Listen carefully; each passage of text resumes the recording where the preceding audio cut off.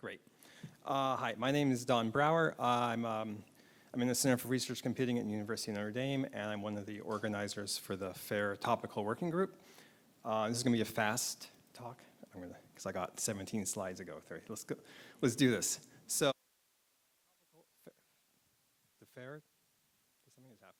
the FAIR Topical Working Group, here we go, started about 1.5 years ago, and its objective is to engage MFs to understand their FAIR needs and to share information. And we have open monthly meetings with a kind of a broad membership. We don't actually discriminate. We take anyone who wants to discuss FAIR and data management. So we have some MS, we have some mid-scale facilities, we have some DOE people, GoFair, ORCID, NASA. So, okay, and our monthly meetings, I'm going to plug this again at the end too. It's open to everyone. It's the first Thursday of the month from 1:15 to 2 p.m. Eastern Time. And if you're interested, just send an email to this contact at CI Compass. Okay, and we can get a Zoom link going. I did try to collect a partial list. Of course, this is, my fault, or I did something. There we go. Let's try that. All right. I did try to collect a partial list of people. The important thing is actually there are some co-organizers I want to point out, and that's Angela Murillo from IU Indianapolis, and also Chuck Varderman, who's also at Notre Dame. So, and then this is impossible because we have open membership. So, but I looked for people who've been there over at least 3 meetings. I think I missed someone, so my apologies if I missed you. So, okay. So for last year, we had a few activities. We had some speakers in the working group. And we also had a workshop in last June. We've been also participating with the FAIR-OS RCNs. And we also did a survey, so I'm just going to go through these all really quickly. So, for speakers to our group, these have actually been great because these speakers, we're a very discussion group, so these evolve into discussions and we always go long. So the first one, we had Matt Meyernick and Andrew Johnson talk about their FAIR for facilities, FAIR RCN, and in fact, actually, we did participate with their workshop that they had last year, and we will again with their upcoming one this coming August. We had Michael Korn from NSF present about research security, and that was a great one about how FAIR data and research security, and we're just teasing out what the interconnections are between that. We also had Bart Trawick from the National Library of Medicine discuss CI&V and identifiers that are used for researcher identification and what. So. Last June, David Butcher of the Mag Lab and I organized a workshop at the Joint Conference on Digital Libraries, and we had a bunch of speakers and panel discussion, which was great. And we took advantage of being in Santa Fe to invite Los Alamos people to participate, and it was a great workshop, and we covered FAIR and cybersecurity, the OSTP memo. Open science came up, and we also lots of practical questions such as how to support data post-award, how to support users effectively on cloud platforms, and a life cycle for community growth and development of open data products, which is actually very critical to actually make those useful to people. So, how am I doing on time? I think I'm doing pretty good. So, all right. This may work actually. 17 slides, we can do it. Okay. Last March, we administered a survey on FAIR data to our major facilities. Our goal was just kind of get a sense of what's happening. We had about 54 responses, and we did 9 follow-up interviews that were very informative. About half of the responses were from major facilities and half were not, and they're from all aspects of from researchers to administrators to some more people. I think there are user support. So. I'm just going to go through some of these results. This is actually why there's so many slides, because I thought you guys would like to see some of the survey results. The first one is kind of do you see value in providing FAIR in general? This was actually, most people did. Actually on almost like a good, a level, not even as a transactional level. I am not sure who the people who did not see value strongly agree that there's no value to FAIR, but there are some people there. We did not actually dig into that. We asked what people have done already. I'm not sure if you can necessarily read this. I kind of squeeze this on. So, what we see here is a lot of people have done basic outreach on the importance of FAIR, and they've developed plans for FAIR. But what we see are the 2 bars in the middle, which is that like one thing that kind of only a little bit has been done is providing training actually on FAIR and either at a broad level or a focused level. We asked people like how much of a hindrance or what have you found hindering your implementation of FAIR? Of course, the biggest things are lack of money and lack of time. So, okay. But then we asked the opposite question, like what have you found helpful? And for that, we have found, I was kind of surprised that leadership that supports FAIR was the biggest thing that people have found helpful. So having a strong organizational support to do these activities. And then after that, we have people who understand FAIR, so of course knowledge, and then funding. So I was kind of surprised that technical tools are actually not there, but this makes sense when you think about it. So we asked people, like, to the best of your knowledge, what does your facility do? So part of this is also measuring just kind of how much people know what's going on. But one of the things, actually, the first bar I find a little surprising that is like, do your facilities data sets have external identifiers? That's actually, the yes is actually lower than I thought, but I think it's because of the some are. Like actually, there's some data sets that don't, but in general, most are. I don't know. That's something to look at. The other items kind of fit in what I expect. Most people have a catalog of data, and they have an API that people can use. Most people are not aware necessarily of other people are harvesting their data. One thing that's interesting is the third one from the bottom. If there's a catalog, just searching the catalog is usually enough to find the data. About half the time, yes. And then there's sometimes, but not all the time. So, and then actually, then the last question, do you ever use outside search tools to find your own facilities data sets? And we actually get some yeses there. So yeah. Yeah, exactly. This is all right. Questions like, what would help you the most in becoming more fair? The largest thing at the bottom is organizational support. So when I look at this, I'm kind of grouping like the blue and the purple together as like, yes, okay. So of course, people want more time. I'm surprised here that tooling actually showed up as something that people thought would help them, because they did not say that that was helpful in the past, but they do see it as being helpful in the future. And then connecting the implementation network. So I think that's actually, so what we see here is organizational support, and then this like seeing what other people are doing, I think, a community effort. So one thing that we're not sure about is necessarily what the better tooling looks like. So, okay. Oh, I put in an AI survey. This is just a very rough one. We had a question, do you see AI or machine learning as a driver for fair data practices? And this was actually, some people, about half were yes. A lot of other people are just kind of sitting it out, not sure. So, okay. So going over on future plans for this next year, and of course, if you have a good idea, please suggest, because we are here to support, as a support to help everyone, help the whole community. We're going to participate in the July ESIT meeting,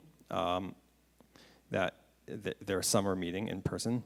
We are going to continue engagement with the FAIR RCNs. We have the instrument identifier one, but also we reached out to the FAR, the FAIR AI and Readiness and Reproducibility. So we're going to try to work with them and maybe even get a webinar from them talking about what they're doing and their plans so far. We also have our other internal speakers that we are looking for. We are looking at we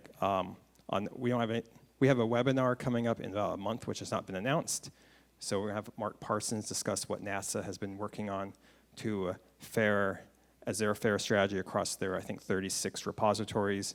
We also are looking at talks about RRIDs as for instrument identifiers, and also knowledge graphs as a way of trying to share and interconnect things.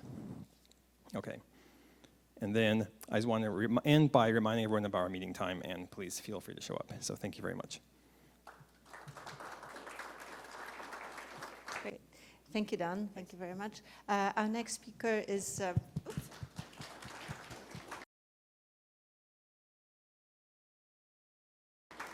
Kerk from Texas Tech University, and he's been working on our community building efforts and understanding what it takes to build a community around cyber infrastructure for major and mid-scale facilities.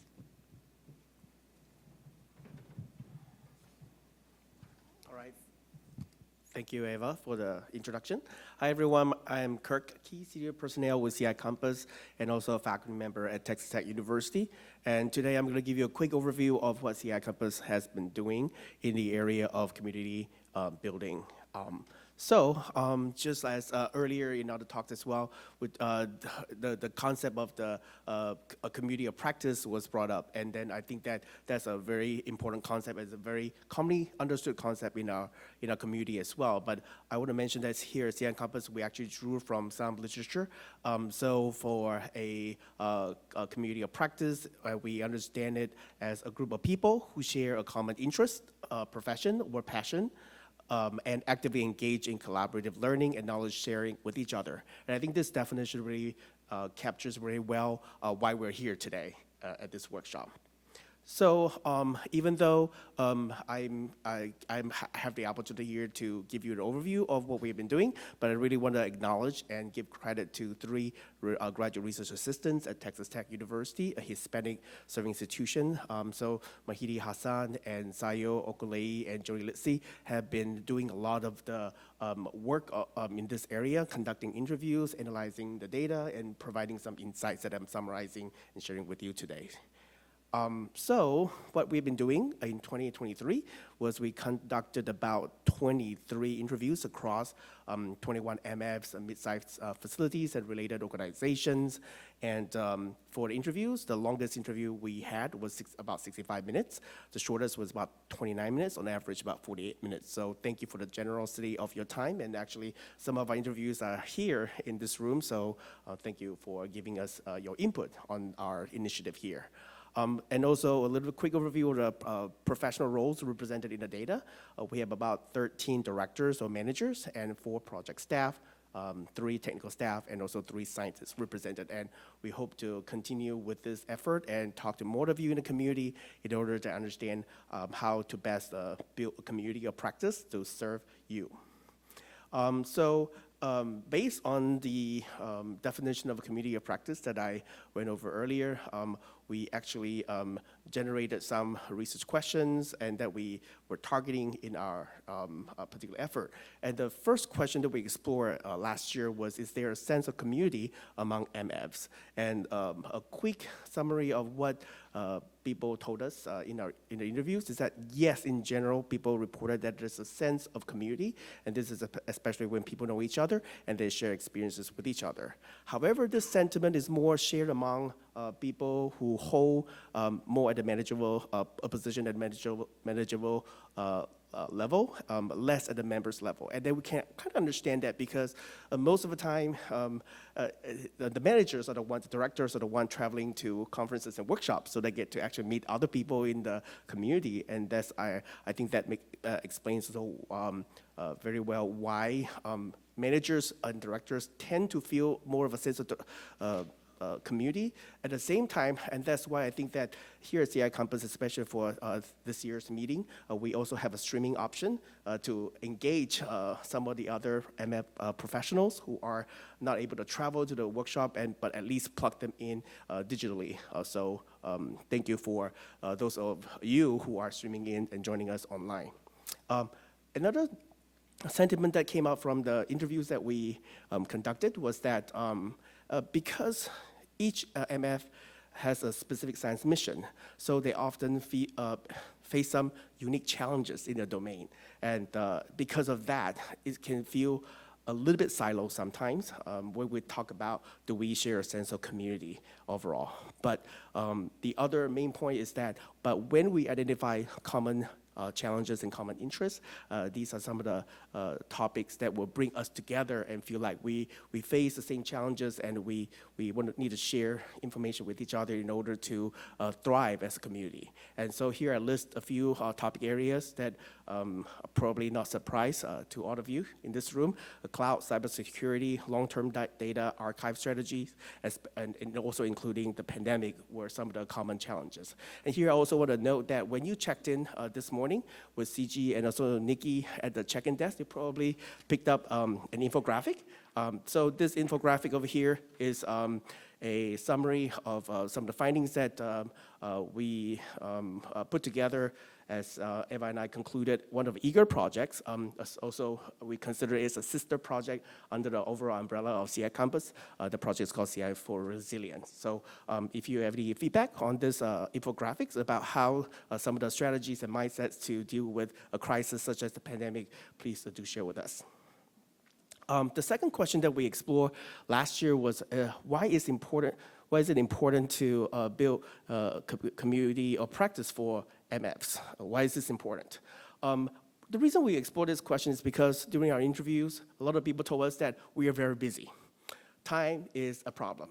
So, however, just because we're busy, it doesn't mean that we don't value having a community, but then that this community also has to provide values to members of this community. So we identified two major values that people reported to us as why they want to engage in the community. The first one is the opportunity to learn from others who have come before us. So, so one of the quotes that I included here, I'm not going to read the whole quote verbatim, but the notion is that if you are a newer facilities or you're a mid-sized facility, if you have questions about data archive strategies, for example, and you can then turn to the MFs that have been around for much longer, 10, 20 years, and ask them some of the questions, what they have done, what was successful for them, so that you can think about your strategies now more thoughtfully, learning from their experience. And the second value that we got from our interviews was also very important, that is, you don't know when you need a community. And this point was particularly prominent when participants told us that, yeah, because we're busy right now, so we may think that we don't need to spend time engaging in a community. However, when something happens and you really need the support of a community, you'll be glad that you have a community. So we need to build a community for the long term, even though all of us are very busy with our day job. All right, moving on to the third question, we asked what strategies can help build a community of practice for MF professionals. And here we have a list of 10 strategies, and I'm not going to read all of them verbatimly because I think that your eyes can read faster than I can read them verbally to you. But as you scan through these strategies that we heard from the community, we also want to point out that these are not just recommendations, but they're also descriptive of what CI Campus has been doing. So we want to acknowledge that this is going to be a list that we will continue to build on and then explore with the CI Campus team about how we will engage further in the community in 2024. So moving on, some of the next steps.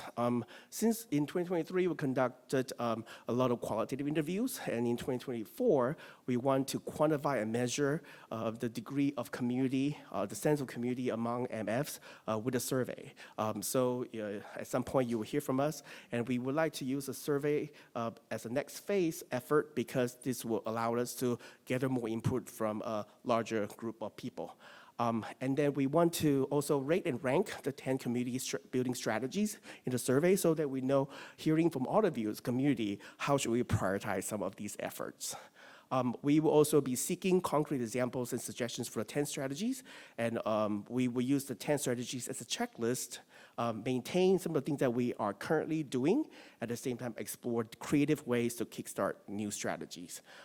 We are also not limiting ourselves to 10 strategies because we believe that there might be other ideas, so we will continue to seek more strategies and insights and suggestions beyond the starting list of 10. And we will explore, implement, measure, and iterate. So with this, I will conclude my quick overview here. Thank you very much for your attention. Thank you. Thank you. Thank you very much, Kerk. Thank you. Our next.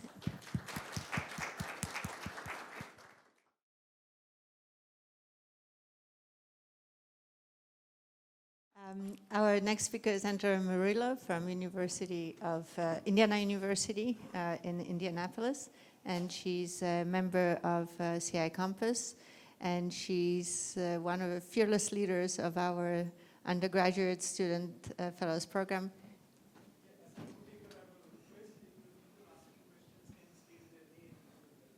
Yeah, so there's a request, when you ask a question, please state your name so that we can put it in the notes. Thank you.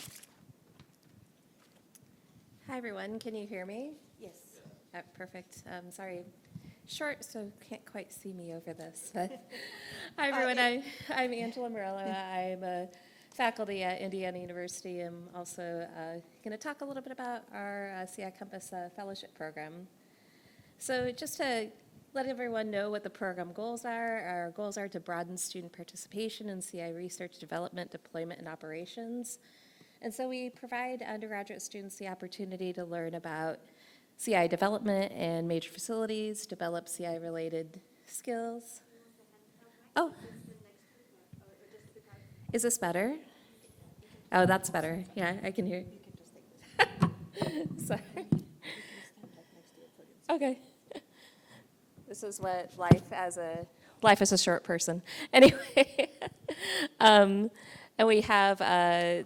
we provide undergrad students the opportunity to learn about CI development and MFs, develop CI-related skill sets important to the work of major facilities, engage with CI Compass and MF personnel, and also participate in an optional and invited summer program that applies the skills that they learned during the spring semester for a summer project at an MF. So the spring program is laid out that it has a technical program where students learn about technical skills relevant to cyber infrastructure and major facilities. So they learn about, for example, software development, Python, Jupyter, containers, cloud, ML, and AI relevant to CI, and also in MFs as well. We also have another part of the spring program is the research and DLC part of the program, where students learn about the important and context of major facilities. They engage with guest speakers from major facilities and the greater CI community. And in groups, students research a specific major facility to learn about the science mission, the cyber infrastructure, and the data of that major facility. So past students have researched RCRV, NCAR, NSO, TAC, MagLab, OOI, and CHESS. And at the end of the spring semester, students present their research to their peers, CI Compass, and our MF guests that we invite. So here, this gives you an idea of what the spring semester looks like. The spring schedule, we have, it's broken down into the technical training and also the research part of the program. So again, you'll see here, students learn, some basic software development, some, introduction to Python, some basic, some basic cloud computing and data workflows. We also have guest speakers throughout. For the research part of the program, they engage with a lot of guest speakers from major facilities. We also talk to them about research data management, research computing. We have ORCID come in also to help them understand ORCID, and they spend a lot of their time really learning about and understanding a specific major facility. At the end of the spring, they have some presentation time so they can present their work. And so the spring, just a few more details about the spring semester or spring program. It's free, it's virtual. It's open to all undergraduate students attending a United States university or college, including community college. It may be taken for course credit, depending on the institutional requirements, but we have made it that it has the appropriate amount of contact hours for 3 credit hour independent study course. And we also provide students a $1,200 travel reimbursement to attend a CI-related domestic conference. We also have a summer program. So the summer program, fellows may apply for an optional, invited, and paid summer program to gain more hands-on experience. In 2022, which was our pilot summer program, students worked at USC, and they worked with Chameleon Cloud, Pegasus, and HT Condor to classify lake zooplankton. In 2023, this was when we started placing students at major facilities. So we had 5 students placed at NCAR Neon and 2 students placed at OOI. And they worked out a variety of projects depending on the needs of that major facility. So just a little bit about the CICF impact. In 2022, which again was our pilot program, we had 6 students participating from 2 institutions. In 2023, year 2, we had 14 fellows participating from 9 institutions. We had 8 female, 6 male, and 3 first-generation students. There were 6 majors that spanned from first years to 5th years. And then year 3 impact, which is what we're currently starting, will be starting next week. We had a lot of interest this last year. So we had 128 applicants from over 50 institutions. We took 20 student fellows from 17 institutions in 11 states. We have 9 female, 10 male, and 1 non-binary student. They span 8 majors from first years to 5th years. And for the CI 2024 summer program, we'll have students placed at NCAR Neon and OOI again, and we'll also be adding MagLab, NSO, and Globus University of Chicago. So ways to get involved. We would love to be able to get major facilities more involved, including providing any feedback to the students' program structure and content, participating as a guest lecturer during the spring program, providing summer opportunities for the students, and also spreading the word to students, faculty, and others that may be interested. And I think if you're interested, please contact us. You'll also see on your packet this lovely story that Christina put together for us that kind of talks about the students' summer work that they did. And then the team just is myself, Nikki, Don, and Eric, and then Sarah, our RTA, and of course Eva. So thanks everyone, and thank you to the MFs who have been helping us with this by coming as guest speakers and taking on summer students. So that is it. If you have any questions.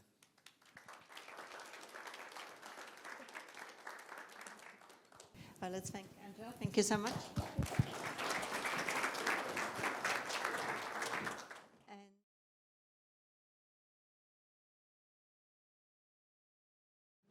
Our last speaker is actually Bob Flynn, our collaborator. He's not the official member of CI Campus, but he's been participating in a number of activities and of a cloud working group, Topical working group, which is run by Mats and Karen from CI Campus. The group has been working hard on a report on the use of cloud computing for major facilities.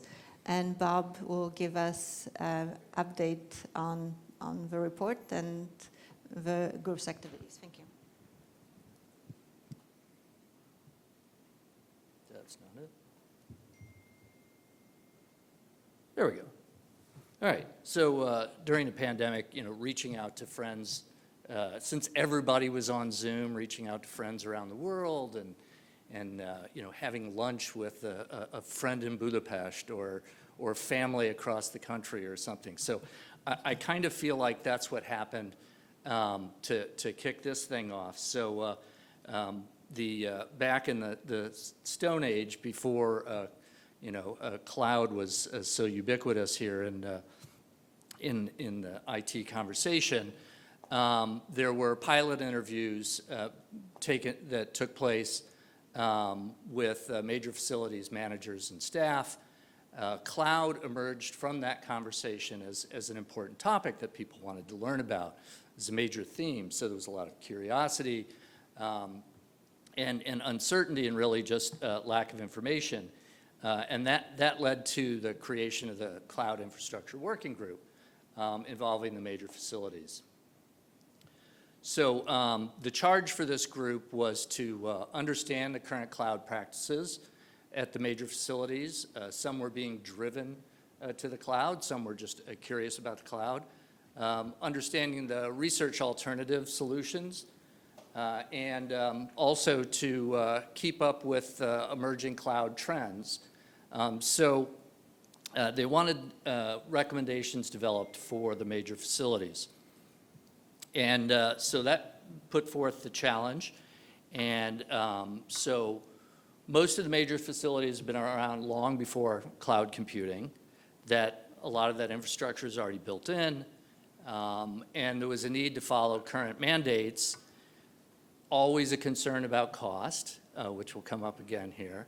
How do you migrate legacy data? How do you deal with data in general? The training requirements, which we've heard alluded to in some of the other talks.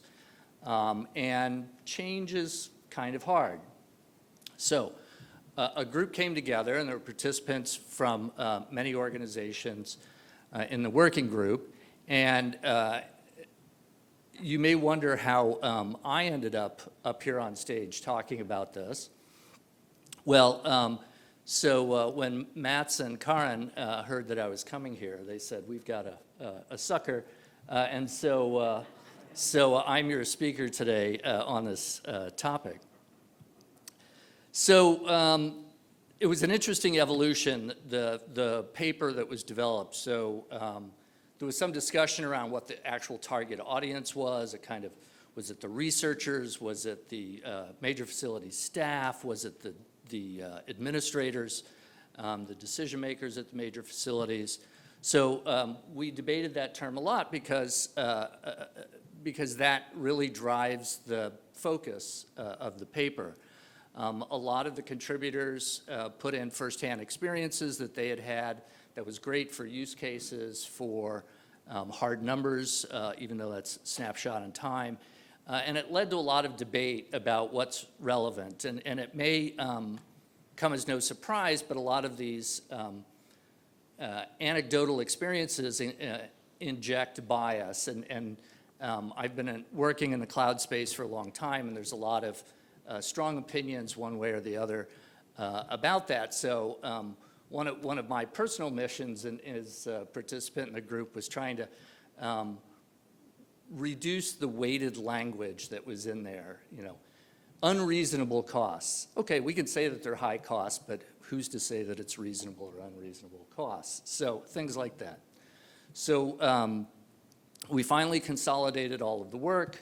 I don't know, was it this week, last week, the paper was finished. So what does it cover? So it talks about cloud opportunities for major facilities. We've got an overview of both the academic and the commercial cloud providers. We talk about various cloud deployment options in the framework or reference space for major facilities. Talked about cost considerations, optimization, the type of best practices you want to follow.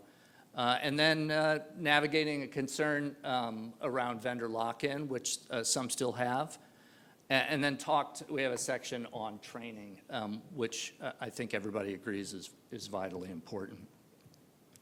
So some of the key takeaways were that cloud is a valuable tool for major facilities, and that word tool is important because it's not a platform to move everything to. That's a rare use case. But it is a powerful tool that, when used in the right spot, can be very helpful. There's great potential, but as I say, it's unlikely a complete solution for anyone. Challenges remain cost. A lot of major facilities have very unique hardware needs that can't be replicated necessarily in the cloud. And skill gaps. I think skill gaps, again, I'm going to keep emphasizing that. Training is needed before even informed decision-making can happen. So some of the next steps. Idea has been floated to maybe have a major facilities cloud workshop. I don't know if 2024 is overly optimistic, but put that out there. Include some hands-on training. I think the point was raised earlier during the keynote about the importance of having subject matter experts help train the staff in the major facilities. And then engaging with all of you, engaging with the cloud providers, engaging with Access and the jet streams and the academic cloud providers, because we can't. It is such a fast-moving train that until people have the basics and are following along, it's hard to keep up. So, if you have questions. You can ask Karan. Thank you. Thank you very much, Bob. With that, thank you so much. So it's.